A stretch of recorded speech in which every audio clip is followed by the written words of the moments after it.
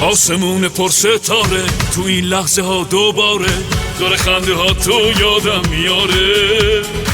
آسمون پر ستاره تو این لحظه ها بیداره داره ازش بارون نور میباره.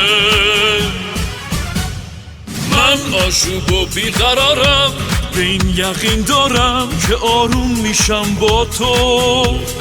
من هرگز نمیذارم حتی یه لحظه از تو ذهنم دور بشی تو اوج ناامیدی مثل یه شوکی که دوباره قلبمو میکوبی. تو مثل یه حس تازه مثل یه شوقی که کل روزمو میسازه. آسمون پر ستاره تو این لحظه ها دوباره داره خنده ها تو یادم میاره. آسمون پر ستاره تو این لحظه ها بیداره داره ازش بارون نور میباره. من آشوب و بیقرارم به این یقین دارم که آروم میشم با تو. من هرگز نمیذارم حتی یه لحظه از تو ذهنم دور بشی تو.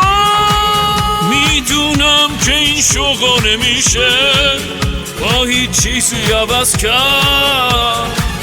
یه احساسی که لذت همیشه چه تو گرما و چه هوای سرد. آسمون پر ستاره تو این لحظه ها دوباره داره خنده ها تو یادم میاره. آسمون پر ستاره تو این لحظه ها بیداره داره ازش بارون نور میباره.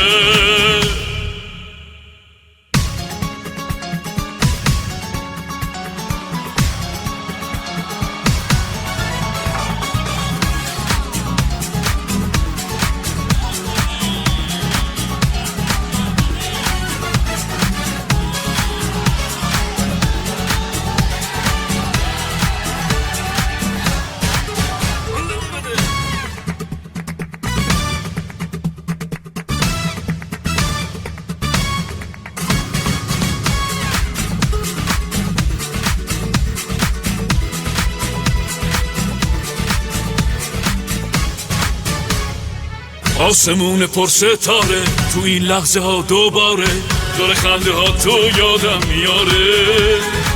آسمون پر ستاره تو این لحظه ها بیداره داره ازش بارون نور میباره.